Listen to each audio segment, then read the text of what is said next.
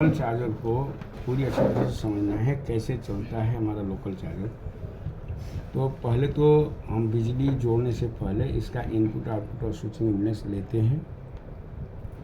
Input impedance क्या आना चाहिए? ओके कंडीशन में डिजिट आके चला डाउट करें। देखो ऐसा हो रहा है कि नहीं, चला गया यानी MFC तक ठीक है।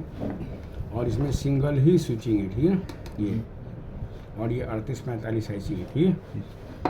तो इसके लिए हम मॉसफेट को ही चेक कर लेंगे। बीच में ब्लैक प्रोब पे रखें, ड्रेन टू सोर्स के बीच 400 से 800 के बीच आना चाहिए। ड्रेन पे ब्लैक ही रहेगा, ये साइड ड्रेन, ठीक है 400 से 800 के बीच है। और ये हाई आ गया, हाई आएगा, गेट हाई आता है, ठीक है। इसका मतलब मॉसफेट भी ठीक है। अब मैं इसको सप्लाई दूंगा। सप्लाई देने के बाद इसका पूरा वर्किंग आपको समझाऊंगा, जो आपको पढ़े हो अब वही चीज़ प्रैक्टिस। सर इम्पीडेंस भी तो नोट करना पड़ेगा 35 इस IC का, वो बाद में नोट कर लेंगे।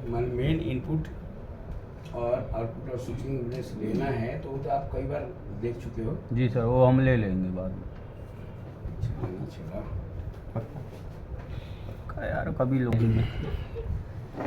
यानी LED जलने का मतलब है चार्जर ऑन हो गया है। अब हमें चार्जर LED जल गई है तो हम श्योर नहीं है जब तक कि हमें आउटपुट ना मिले, ठीक ना।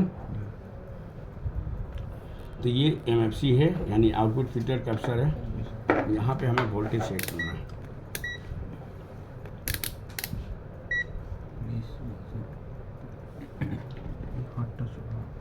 45 वोल्ट आ रहा है, 44-45 वोल्ट, ठीक ना। हालांकि ये कम आ रहा है थोड़ा सा, 44-45 वोल्ट आ रहा है मेरे हिसाब से। पता नहीं कितने वोल्ट, 48 वोल्ट का है शायद, ठीक ना। कितना वोल्ट आ रहा है अभी? 44-45 वोल्ट कम है, लेकिन आउटपुट मिल रही है, ठीक है। अब हमें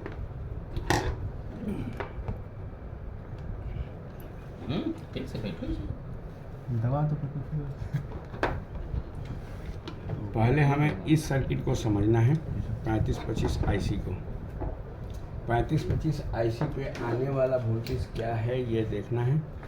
तो बताया गया था कि 3525 IC के 7 नंबर पिन सप्लाई है ये सर, और उसमें हमें वोल्टेज चाहिए 12।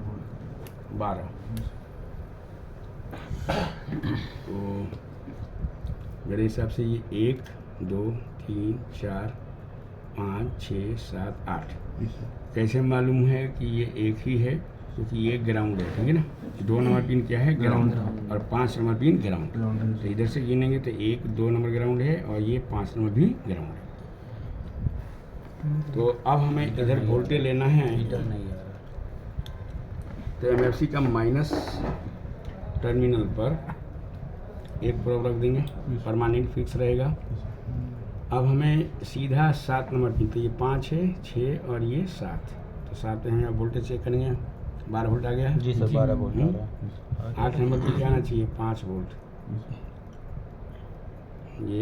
ये 7 है ना, ये 8 नंबर से आउट होगा, 5 नहीं हो रहा। इस पे करो, 20 पे 20 पे करो, इसीलिए कहते हैं आगे ना बैठो। यहाँ पे वोल्टेज बहुत ही कम है, ठीक ना। इसलिए ये प्रॉपर काम नहीं करेगा।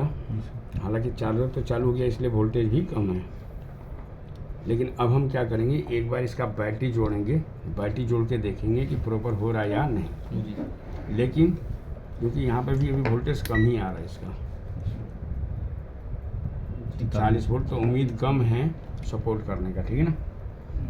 तो बैटरी का तार जोड़ो इसमें पहले। यही पता करने आया, चलो बता दी जाओ घर में अभी क्या करने। बैठो बैठो मनोज का बैठो। ये ढीली भाई हिल रहा ना, इसको सोल्डिंग मारो। 70 वोल्ट आ गया जी सर है ना। वो ब्लिंक हो रहा था क्यों? क्योंकि यहाँ से ये ब्रेक हो गया था, ठीक है ना। अब ये सही हो गया। अब आते हैं नेक्स्ट। अब इसको सबसे पहले हमें प्राइमरी हिस्सा नहीं, सबसे टेढ़ा है प्राइमरी, तो आसानी से ठीक हो जाएगा। तो आउटपुट भी निकलता हो वो जो 5 वोल्ट, एक बार चेक कर लीजिए।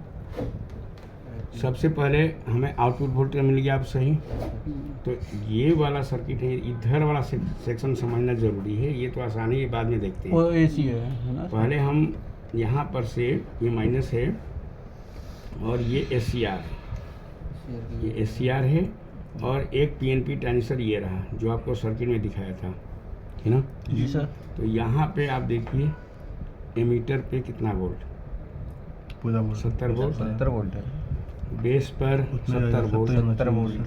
कलेक्टर पर जी 1 वोल्ट, है ना? 3 वोल्ट है ना? जी सर। तो ये जब तक हाई नहीं होगा, क्योंकि ये ट्रैक अगर हम यहाँ से लेके चलें तो यहाँ से कहाँ गया है, SCR पर। SCR तो पर। यहाँ से एक वोल्ट आ प्रोड्यूसर गया। यहाँ है ना?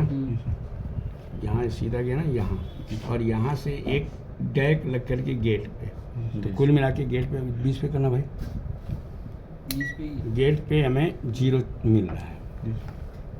और जब तक इसका गेट हाई नहीं होगा तब तक चार्जर चालू नहीं होगा या बैटरी नहीं मिलेगी। कैसे नहीं मिलेगी ये देखिए, आपको ये बैटरी का प्लस पॉइंट है, तो यहाँ से अगर मैं वोल्टेज ले रहा हूँ तब तो वोल्टेज मिल रही है, लेकिन बैटरी का माइनस ये है ना, प्लस ये है। हम यहाँ से माइनस थोड़ी लेंगे, हम यहाँ से लेंगे। तो यहाँ से अगर लेते हैं तो यहाँ से वोल्टेज नहीं है, है ना? तो अब अगर मान लो किसी चार्जर में वोल्टेज आउट हो गया यहाँ पे और बैटरी के कनेक्टर तक नहीं पहुँच रहा है, तो इसका मतलब है SCR सर्किट काम करना बंद कर चुका है। तो ये कैसे होगा काम, तो पहले हम इसको बैटरी जोड़ेंगे, ठीक है भाई?